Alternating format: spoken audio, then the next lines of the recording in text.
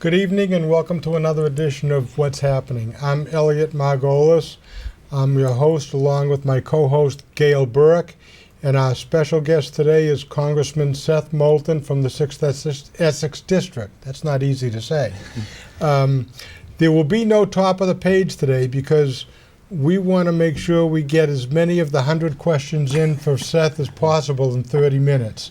So we'll start right off. Thank you for coming, Seth. It's great to be here. And it's actually the 6th District of Massachusetts, so it's not just Essex. Okay. We have some of Middlesex as well, and go all the way out to Bedford and Billerica in the west. It's 39 cities and towns, so it's an amazing district. It's where I grew up, and I'm very proud to represent it. Well, and we're glad to have you, Thanks. particularly since you beat John Tierney.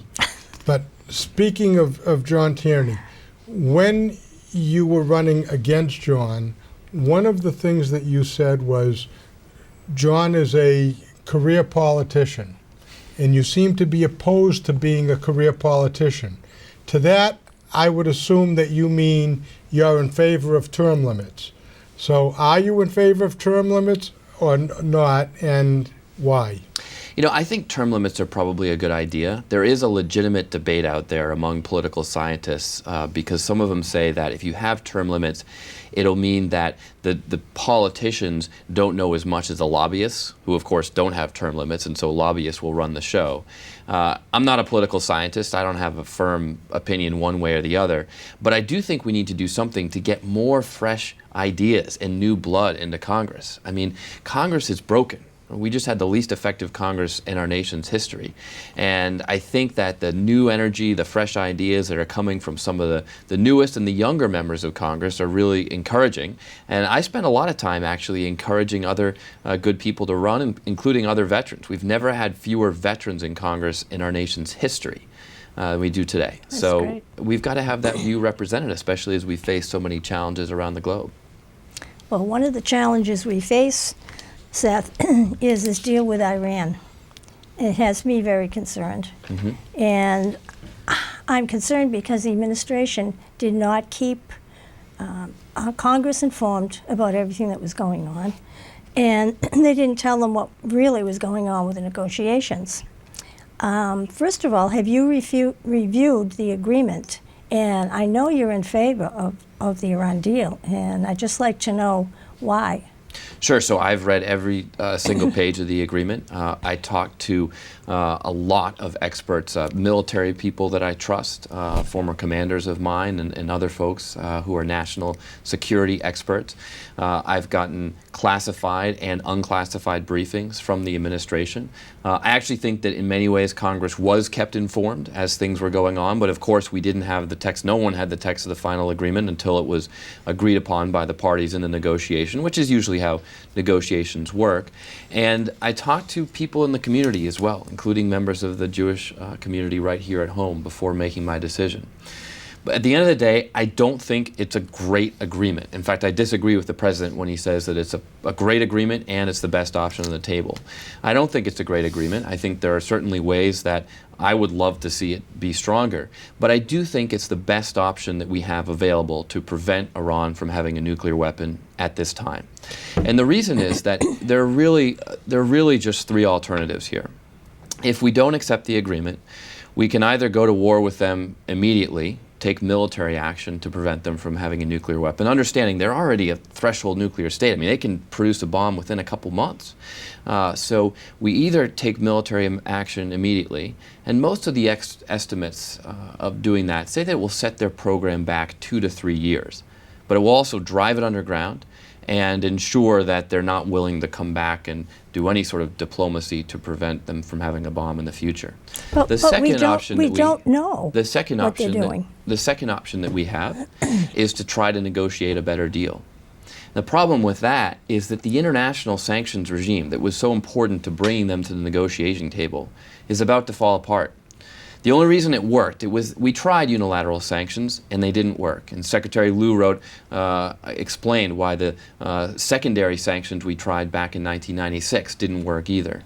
But we were able to get together the P5+1, started under the Bush administration and continued under President Obama, and create an international sanctions regime that was effective at bringing Iran to the table. But the problem is that we've reached a point now where that regime is falling apart. Russia, China, India, they're all interested in doing a business with Iran. And so whether we accept the deal or we reject it, Iran's going to get a lot of money. They're going to start getting the relief from those sanctions. And so we have a choice as to whether we can accept the deal as it is and the unprecedented inspections regime, the curbs on their centrifuges and their uranium stockpile, 97, 98% of their uranium will go away. Or we can reject the deal and try to negotiate better terms, but with less leverage. And fundamentally, you can't negotiate a stronger deal with less leverage. But the problem is, it doesn't really matter because, first of all, we don't know. They're not a trustworthy group. No. This agreement is not about trust, and that's a very important point. No, it is not about trust. Why? It is not about trust. It is about verification. But you can't verify it if you give them 24 days notice that you're coming. If the IAEA is coming in, 24 days they can do anything. They can drive it underground. They can make it disappear. That's actually a fair question, and that was one of the most important questions that I had going into the briefings. But that concern of mine was allayed by the classified briefings that I received. We actually have means to make sure that that 24-day period is not a problem. And it's not a blanket 24-day inspection waiting period.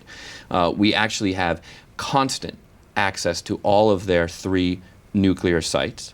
We have 24-hour inspection access to other sites. It's possible under extreme circumstances that they can delay for up to 24 days, but we have the means to detect nuclear activity even if they do. And again, the other option is that we don't have any access at all. We don't have any inspections. We don't have any people in the country watching what they're doing. So even if you're a cynic and you say, look, they're going to cheat, they're going to get a bomb, the only way we're going to stop them at the end of the day is to take military action. Well, now, I don't understand. Well, let me just finish. Yeah, go ahead. I certainly hope it doesn't come to that. But even in that extreme view, if you say the only way we're going to hold these guys account and prevent them from having this bomb is to take military action, well, even in that scenario, we're still better under the deal. Why? Because we have the international and the domestic credibility to do so, because we've tried the diplomatic option. And that makes it much easier, not just to get credibility internationally, but to take a tough vote in Congress. And we also have all the much better intelligence because we have inspections ongoing in the country. So if we had to take military action, we would have a much better idea of where to bomb them under the deal than outside of it. So look, I don't think it's a perfect deal. And we can go back and we can talk about all the ways in which we wish Secretary Kerry had negotiated it better or differently, or wish we had tried to do a different program under the sanctions. But we have a choice to make going forward now in Congress. Accept the deal and start this unprecedented inspections regime. Maintain the pressure, by the way, on all their other nefarious activities, the way that they're sponsoring international terrorism and holding American hostages. We're going to keep all those sanctions in place. It's only the nuclear ones that are released under this deal. Or we can reject it, and I think that that leaves us in a much weaker position. Because the question is, what else are you going to do? What else are you going to do if we reject the deal? Some of your leading Democrats have offered alternatives. No, they haven't. And that's Schumer the question. No, he hasn't. Chuck Schumer wrote a 60-sentence statement. He devoted 1 sentence out of 60 to what to do as an alternative. 1 out of 60. And Robert Menendez has as well. And 1 out of 60. 1 sentence out of a 60-sentence statement, and it was, we should try to negotiate a better deal. But explain to me how we negotiate a stronger deal with less leverage. If the sanctions fall apart, we don't have the leverage we've had. You go back to the drawing table and say we're going to start over. Well, if you believe that can work, then maybe it will. I think it's worth a try. The problem is the sanctions are going to fall apart. That's just the reality we face. I wish it wasn't the case. If anyone had been able to show me in Israel, I spent a week in Israel talking to some of the critics over there. And incidentally, there are also a lot of people in the Israeli Defense Forces who support the deal. But I talked to the critics, including spending 2 hours with the Prime Minister. And he was not able to present a viable pathway to reinstituting the sanctions in a way that would actually bring Iran, put enough pressure on them to get a stronger deal. And in the meantime, while you're busy trying to reestablish sanctions that have completely fallen apart, don't forget it took years to put this together. All that time, they're within months of developing a bomb. So That's at any the problem. moment, they could develop a bomb. At least under the deal, they're a year away.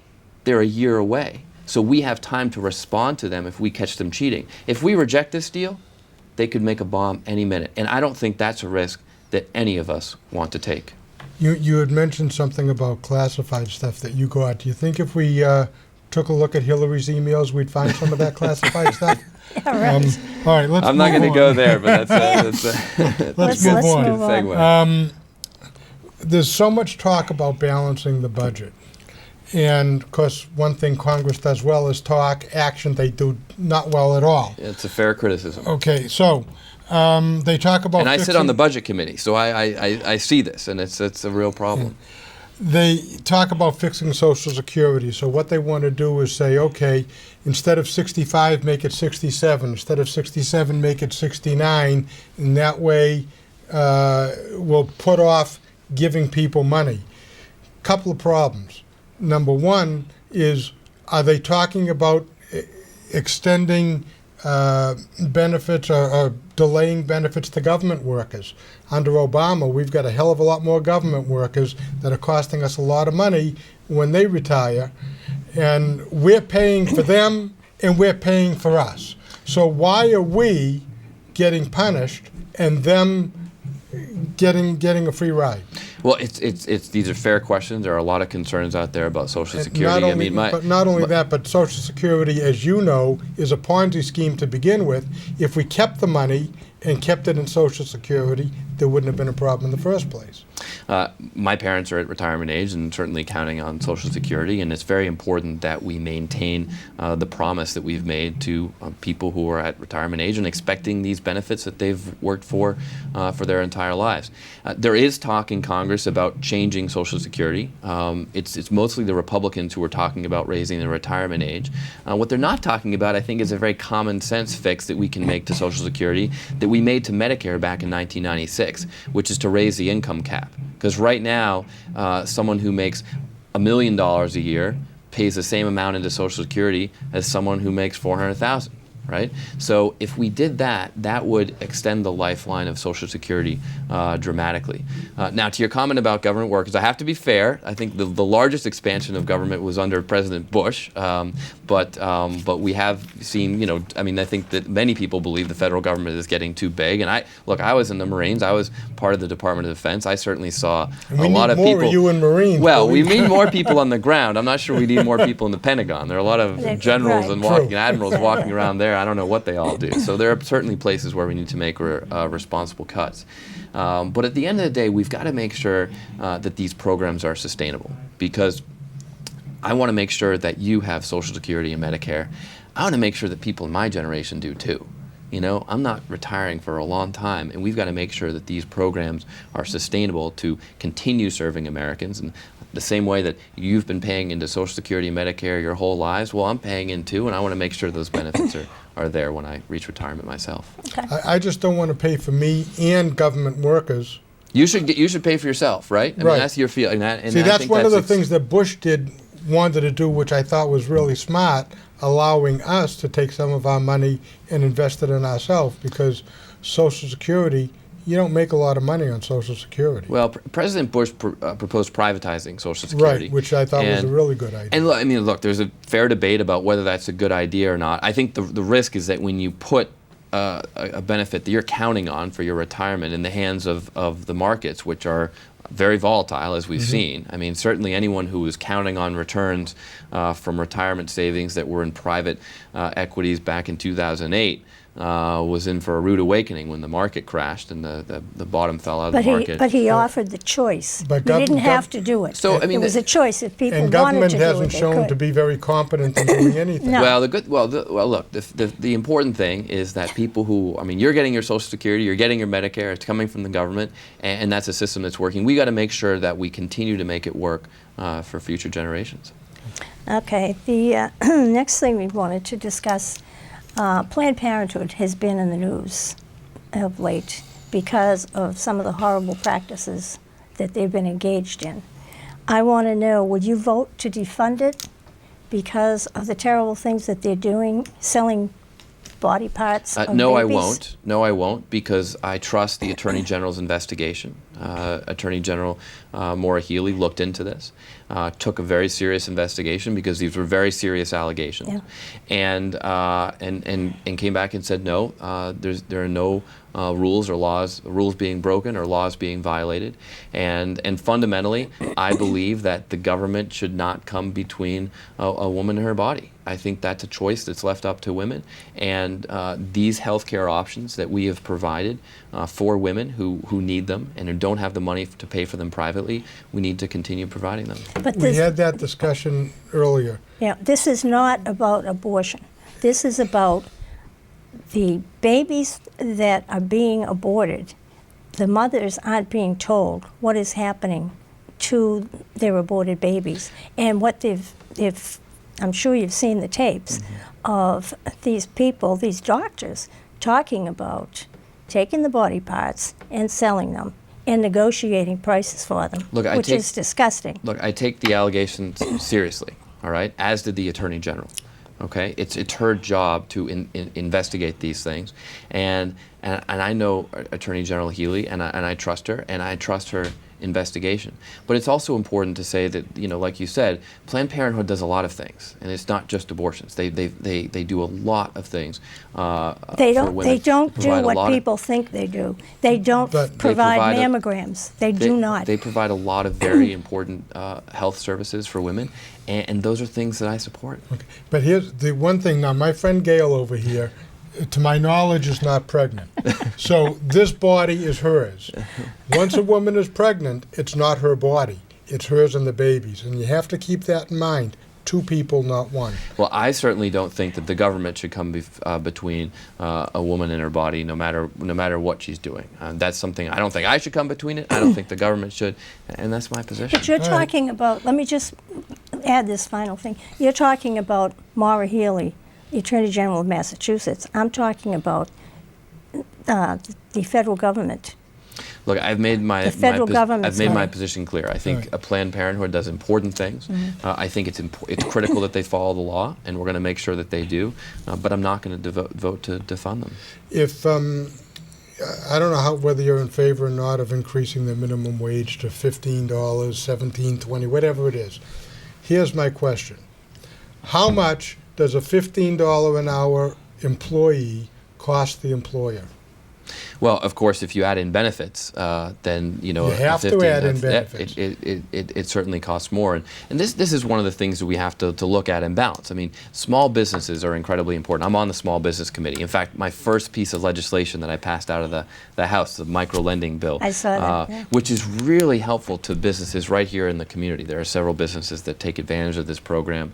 We were talking about it this morning when I met with a bunch of food businesses and a lot of food startups. There's a real cluster of food businesses right here on the North Shore, which is exciting, and many of them are interested in taking advantage of this program. So in order to let small businesses thrive, which are so important to our economy, to creating jobs, to the fabric of life that we enjoy here in the 6th District of Massachusetts, we've got to make sure that we have policies that are well balanced between the needs of employees and the needs of small business owners. Now, I support a responsible raising of the minimum wage, because I think that people ought to be able to live off of the wage that they make. But, you know, this is a place where we should have a sort of a federal standard, that's like a floor, a minimum for the country. But a living wage in Mississippi is not the same as a living wage in Massachusetts, and a living wage in Massachusetts is probably not as high as a living wage in Seattle, right? So it's important that states look at what the needs are of their own communities and have some flexibility to make this balance correctly and ensure that people can live off of what they're making, but also that they don't just lose their jobs because businesses can't employ them. Okay, we're running out of time, so I need a yes or no on this one. This is easy, though. should English be the official language of the United States? You know, we've never had that law. I don't see any reason that we need to start it right now. I certainly, you know, if you become a citizen, you have to pass a citizenship exam that would be challenging for most people to pass. People are surprised by how difficult it is. But I don't think that that's a law that we need to put in. It certainly wasn't seen as important by the framers of the Constitution, and I don't But think we need to framers add didn't it. expect all this. Actually, All this when the information. framers When of you the think about Constitution it- wrote it, they had more immigrants than we do today because but they everyone spoke- was an immigrant except for They the learned how to American speak English. Indians. There are some cities that have to print 30 different ballots in 30 different languages. Cost me as a taxpayer a lot of money. Well, you know, Last- America is made stronger by our immigrant community, and Well- and we've always been a country of immigrants. So We I think are that still a country of citizens, All right, not just all immigrants. Well, we're getting the 2-minute signal. I know you have questions. I have another question, but we're not going to have time to ask it. So I just want to thank you for coming, Seth. Thank you for having me. And, Look, let me say, it is an honor to represent the people of the 6th District. This is my home. This is where I grew up. It's where I was born and raised. And at the end of the day, my job is to represent the people. My job is to represent you, and I take that responsibility very seriously. Well, I don't come from this from a background in politics. You know, Right. I come at this because I saw some of the consequences of failed leadership in the Marines when I was in the Iraq War, and I want to be a small part of trying to make that better and trying to make the lives of everyone here in the 6th District just a little bit better. So it's a job I take seriously. It's a responsibility I enjoy, and it's an honor to serve you. Well, we will hold you to that. Good, Well, you we'll- need to. That's your We hope job you'll come as back and citizens. visit us. And we appreciate you coming on the show, and we hope to have you back again. And thank Great. you for your service. Thank you very much. Okay. Thank you. That's all. Thank you very much for watching, and we'll be sure to invite Congressman Moulton back on the show again. So we'll see you next time.